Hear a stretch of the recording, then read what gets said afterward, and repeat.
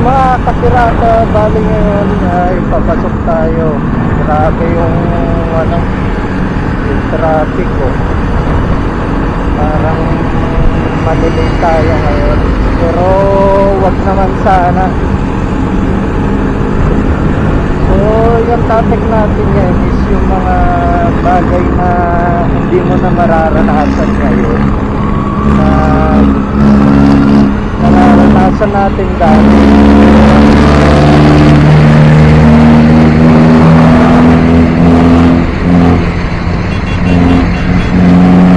Naman yung nararanasan natin ng bandang bata tayo, ng mga 90s to early 2000. So syempre simulan natin dun sa pinakauna, yung parang medyo pawala na pero hindi pa totaling nawawala. Yun yung mga computer shop. So ngayon may mga nakikita pa rin naman akong computer shop, pero hindi na siya katulad ng mga computer shop dati. Dati kasi yung computer shop talagang boom na boom, lalo na nung bandang early 2000s, nung nauso yung mga online games. Sa kahit nung hindi pa uso yung online games, medyo sikat yung computer shop dito, yung mga internet cafes. Ngayon kasi yung mga computer shop, parang sulpot-sulpot na lang, pero wala na yung mga yung mga games na itong mapapalaro ka talaga ng computer shop, like nung Dota days. Dati talagang pag sinabing computer shop, automatic may nagdo-Dota.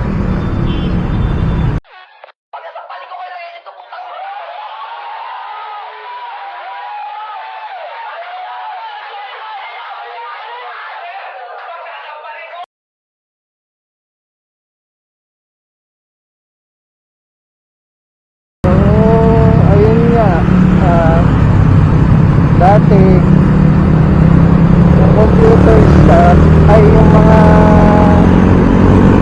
business magbubukas talaga sila ng computer shop kasi alam nila may magdodota, tapos may magka-counter, tapos may mga maglalaro ng online games like mga Ragnarok, yung mga Run Online, mga ganong games.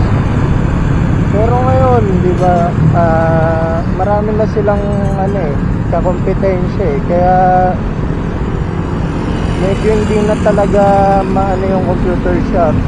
Yung pinakamalaking kompetensya nila talaga is yung mga cellphone.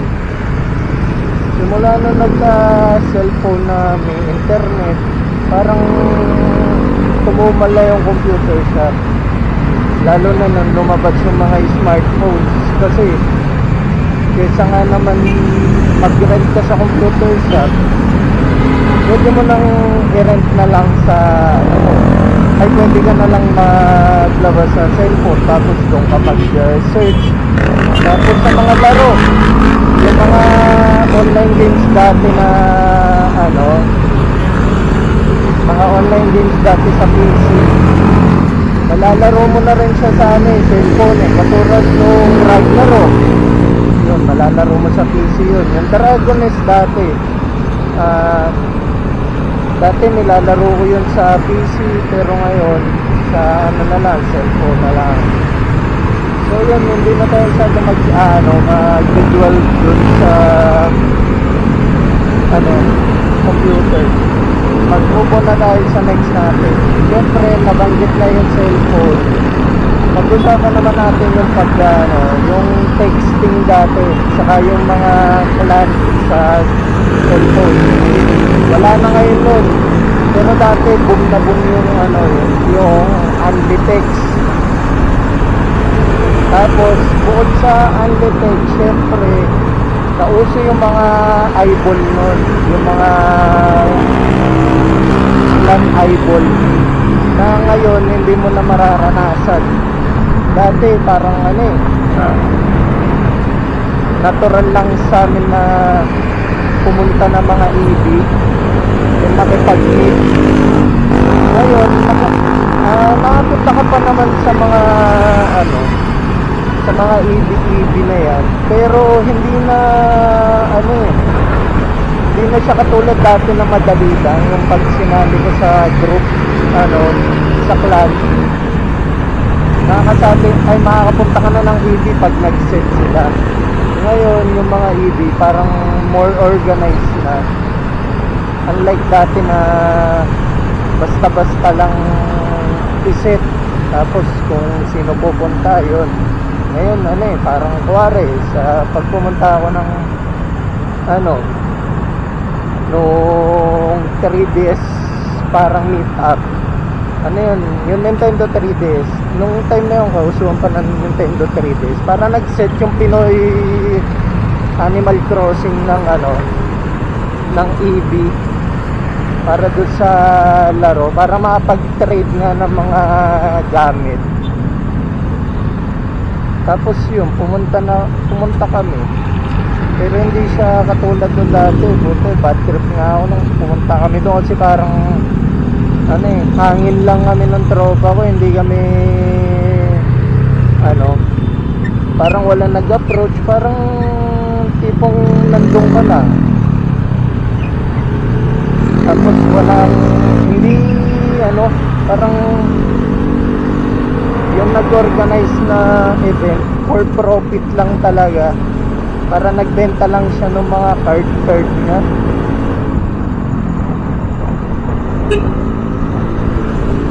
Unlike no, basta sobrang bad trip ko nun kasi walang ano eh, parang yung magkakakilala lang kumbaga yung ano, yung nag-usap-usap. Tapos nung nag-try akong i-approach yung ibang member, parang sinabi ko, uy, ito ba yung ano, yung meetup nung Animal Crossing? Sabi niya, oo. Tapos yun na, parang awkward silence na talaga. Kaya hindi na ako pumunta simula nung ibang ano, nung ibang meetup. Pero ang tagal na nun, parang ano pa yun, parang mga year 2016 pa ata, 17, parang ganun. Basta medyo ano pa yun, medyo bata pa ako.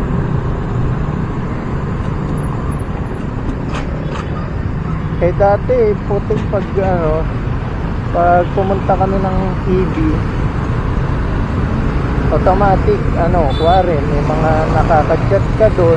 Tapos kahit nga hindi mo nakaka-chat eh, basta kasali ka doon sa group, ano yung kakakausapin ka, entertain ka. Parang naalala ko yung huli kong ano, EV sa text, nangyari pa yon parang 2009 yata, bago ako lumipat ng school. So yun, parang nag-EV kami, pero naalala ko 4 lang kami nun. Bali yung, ay 4 ba 5, basta parang ganon. Ang pinaka naalala ko lang doon yung ano, yung naka-EV namin na BPO agent. Kasi nung time na yun, siya na lang yung pinakamatanda sa amin eh. Parang nung 19 or 20 yata ako, siya parang 30 na. Tapos meron sumunod sa kanya yung ano, parang ate yata tawag namin doon, kasi ayun niya, medyo matanda na, pero nasa 26 pa lang siya. Ano na rin, nagtatrabaho na rin, pero hindi siya sa BPO eh. Nakalimutan ko lang. So yun, parang yun na yung huli namin EV. Tapos kaming yung mga ibang member, na kami, parang mga high school sa college lang kami. So good company lang, mabait talaga yung yung dalawang nag-organize, kasi yung mga matatanda yung nag-organize eh. Tapos ano pa ba? Ayun nga, yung paglo-load nga ngayon para matumal na rin eh. Para naglo-load na lang ako para sa unli internet. Pero yung text hindi ko na talaga ginagawa. Dati naalala ko nung first year high school ako, yung text dati piso talaga. Tapos bumaba yun, naging 50 centimos. Tapos nagkamero ng Andy. Pero dati nung first year high school ako, piso per text. Tapos si mami, pinaka niloload namin nun, lang, yung pinaka mababang pwede mong i-load, 300 pesos. Wala pang share a load nun, yung mga nauso nung medyo nauso na yung mga Ambitex. Dati talagang load lang. Tapos yung 300 na yun, alam ko may free yun na 100 free text. Yun. Saka dati puti yan parang yung 300 na alala ko, buwan-buwan niloloadan ako ni mami. Napakadaling dati gumastos ng 300. Ngayon puti guys, 20 pesos, parang ayoko nga mag-load eh. Kasi naisip mo, may internet naman, so bakit ka nga mag-load? Parang mag-load ka na lang para sa data mo. Pero kung ipante-text mo, hindi na siguro. Tapos yun, yung mga mabalik tayo sa topic, yung mga napuntahan kong eyeball, ilan lang naman din yun, pero lahat naman yun masaya. Naalala ko may napuntahan pa akong eyeball sa banda rin sa amin. Tapos yung nagsali kasi sa akin doon, yung kaklase ko sa Fatima, si Kuya Jobert. Tawagan na lang natin siyang Kuya Jobert kasi Jobert naman talaga pangalan niya.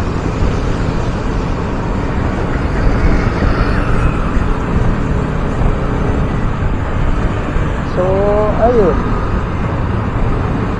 parang ayun yung mga pinakauna kong gala yung mga pagpunta-punta sa EB. Tapos syempre dahil napunta na tayo sa mga EB, nakakamiss din syempre yung mga yung mga parang game EB, yung parang naglalaro kayo ng mga online games like Audition. Dati may mga EB yun na siniset yearly. Tapos yung run online, dati napuntahan ko yung first Grand EB nila eh. Parang ansaya. Kasi talagang dati yung mga EB organized talaga. Saka hindi naman lahat, syempre yung sa text hindi, pero yung mga game EB talagang grabe yung pag-organize nila doon. Talagang 5 months before ina-announce na nila. Naalala ko yung sa run online, pinakauna nun sa Mega Mall eh. Pero syempre wala na tayong picture nun kasi tumakas lang ako nun eh. Saka yung digicam ko hindi ko pa na mahiram kay mama, yung digicam namin. So ayun nga, nagka-usap about sa EB. Yung mga game EB dati talagang nasiset ng maayos kasi nga katulad dito sa Pinas, yung mga games, parang pagdating sa online games, hindi masyadong hati yung mga tao eh. Katulad nung nung nauso yung Ragnarok, halos karamihan nagra-Ragnarok eh. Lahat ng mga bata dati, pati medyo yung mga matatanda, naglalaro talaga nun. Tapos nung nauso yung Audition sa Run Online, parehas ng company. So kahit sila, mag-EB sila ng Run Online, kasabay na yung Audition, pati yung Auto Jam. Alam ko magkakasama yung company dati nun, E-Games.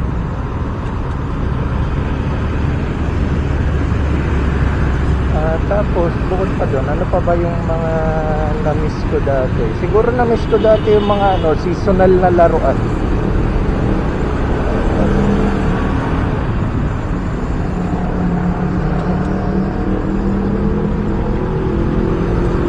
Kasi nga nung panahon ko, kuwari may nausong laruan, Beyblade, talagang yun, isang taon puro Beyblade lang. Let's Go, isang taon puro Let's Go lang. Crash Gear, isang taon puro Crash Gear. Ganun dati mauso yung laruan. Parang pag hindi ka naglaro nung time na yun, ibig sabihin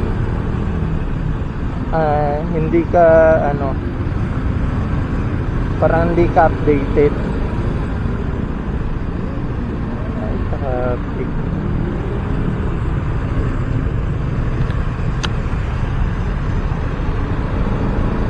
Saka dati kasi may mga bilihan sa amin ng laruan na kung ano lang yung nila, parang ibenta nila, yun lang talaga yung nabibili. Katulad pag nag-uso yung yung mga text, karamihan ng laruan sa kanila text. Parang rin sila sumasabay din sa uso, or sila yung nagsiset ng ng trend sa laruan ng time na yon. Kasi naalala ko nung pinalabas yung Let's Go, parang nagbenta agad sila ng Let's Go. Tapos lahat ng bata gusto na ng Let's Go. Let's Go Tamiya yon. Mga batang 90s, Let's Go tawag namin dun eh. Traffic na mga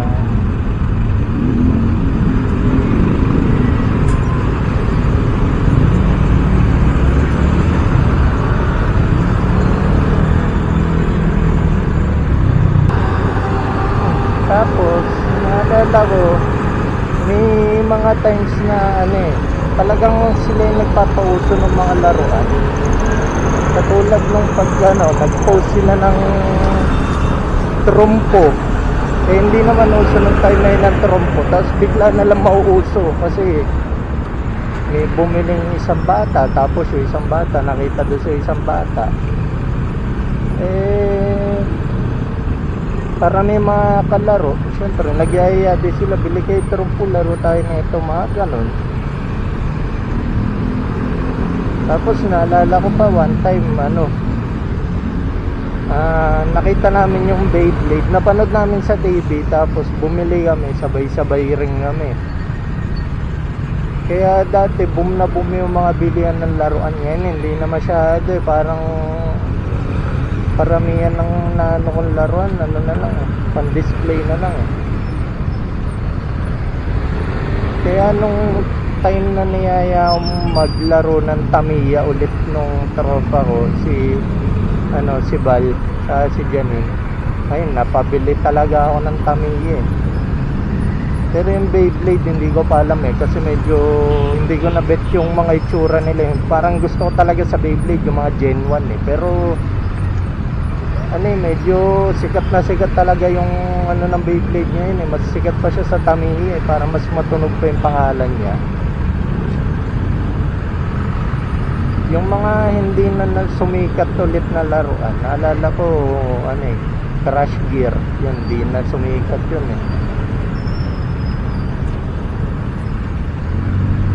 Pati yung mga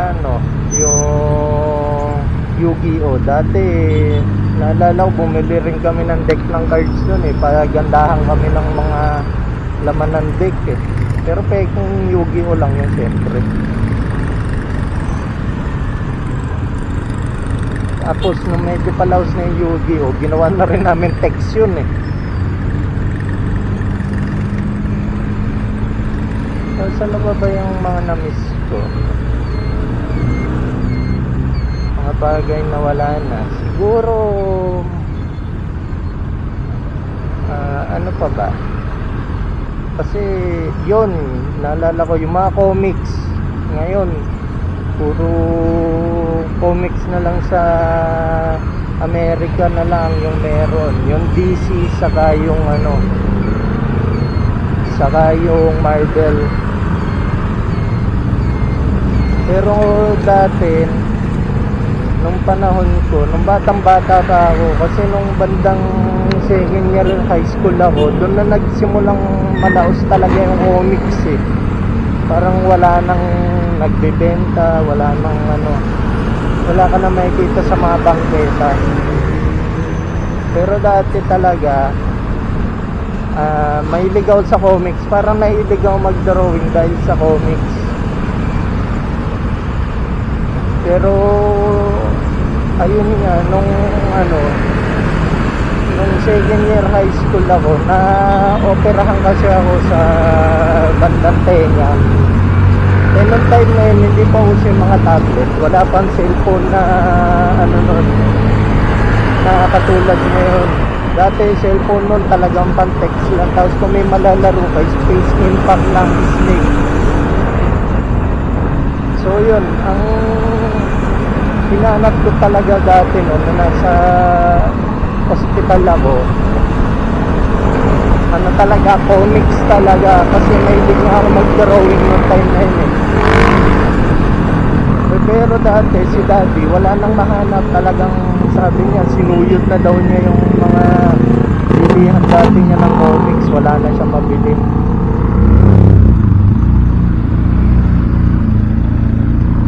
Kaya yun, medyo nalungkot ako ng time na yun, tapos na bored at the same time. Kasi isipin mo, wala ka mapagkaabalan sa sa ospital. Eh ngayon, pag na-confine ka, may wifi, may cellphone, marami kang pwedeng gawin. Unlike dati, talagang bored na bored ka. Pag bored ka talaga.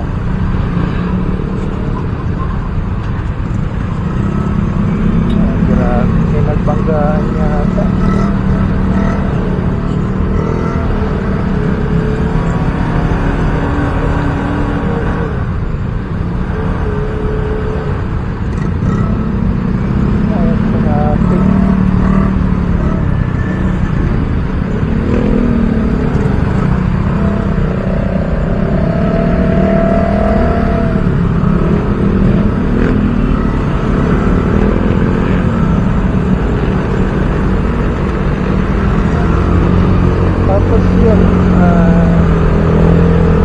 Naalala ko nga nung nandun na ako sa ospital, parang first time ko lang talaga tumingin sa bintana eh. Parang manood lang ng mga naglalaro ng tennis, saka yung mga dumadaan sa kalsada.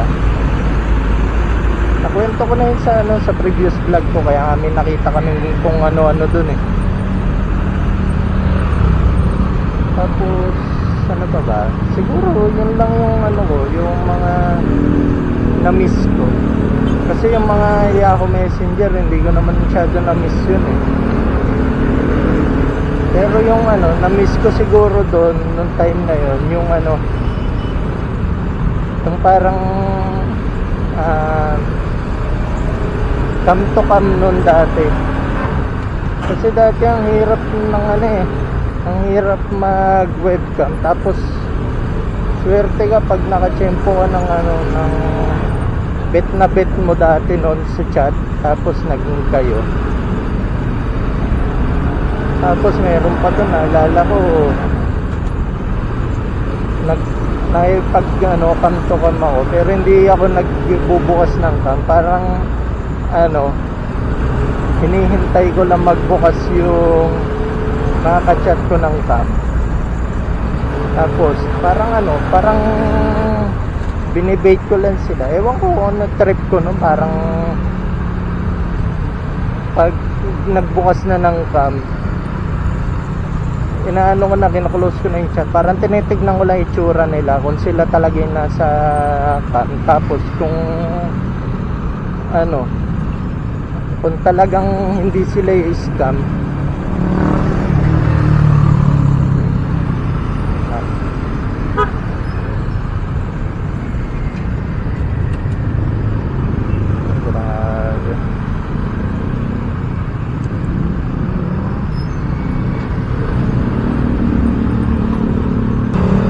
naalala ko dati yung time na pala, mahilig pa ako sa pangalan na ito, manood ng music video sa MTV.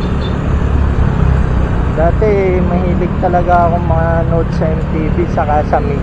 Tapos doon sa Studio 25 sa Net 25 dati, yung nagpapalabas din sila ng ng mga music video. Tapos sa gilid may text. Tapos sa channel 11 meron din nun, Morph naman yung tawag.